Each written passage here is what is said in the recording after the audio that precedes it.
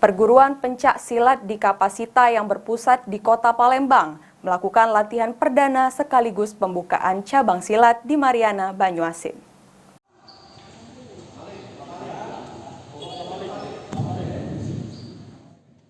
Sebagai olahraga bela diri asli Indonesia, pencak silat terus menggali bibit muda berbakat guna diterjunkan di event-event olahraga baik itu nasional maupun internasional.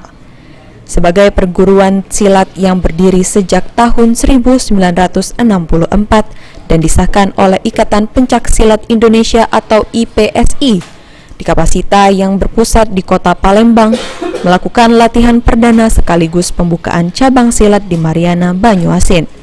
Dengan adanya latihan perdana ini, ke depan pencak silat dari perguruan di Kapasita dapat lebih maju lagi. Atas nama pembina, kami ucapkan terima kasih.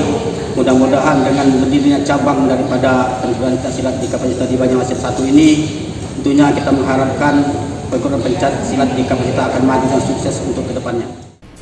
Saat ini, pencak silat sendiri merupakan cabang olahraga yang selalu dipertandingkan baik itu di tingkat kejuaraan daerah, nasional, bahkan internasional.